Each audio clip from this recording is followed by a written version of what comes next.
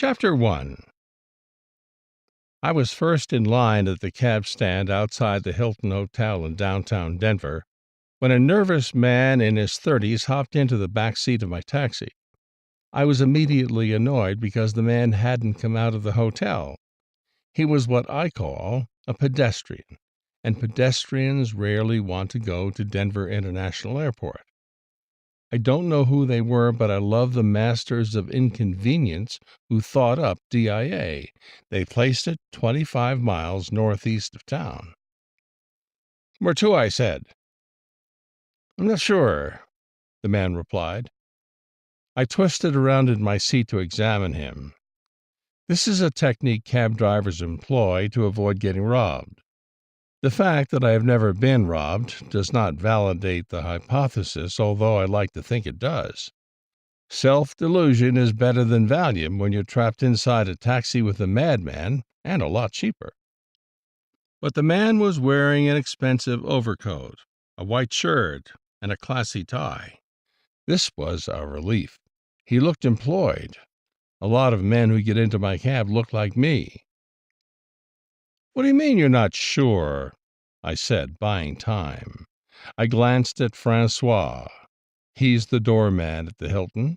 Sometimes doormen are your only hope in a dicey situation. They have phones at their posts. They can have the cops swarming all over your taxi before your fare has time to reload. "My wife was supposed to meet me here," the man said. He glanced out the rear window. "We had a lunch date at Biloxi's." I calmed down. Biloxi's is a swank restaurant in the Cherry Creek Shopping Center. A $7 trip plus a $3 tip, practically guaranteed. Cheapskates never dine at Biloxi's. "So, do you want me to run you over to Biloxi's?" I said. He licked his lips and swallowed hard. "Would it be okay if we waited here for a few minutes? She might show up." I debated whether or not to act exasperated. The man looked like a potential big tipper. But time is money in the taxi business, so rather than pretend to be exasperated, I decided to lie. "Public Utilities Commission rules require me to run the meter if we wait," I said. That wasn't a PUC rule, that was my rule. But people are rarely impressed by my rules. He reached inside his coat.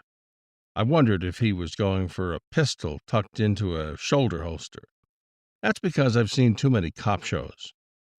When I was growing up, my ma told me that television destroys the imagination, but TV has given me an imagination you couldn't buy in an opium den.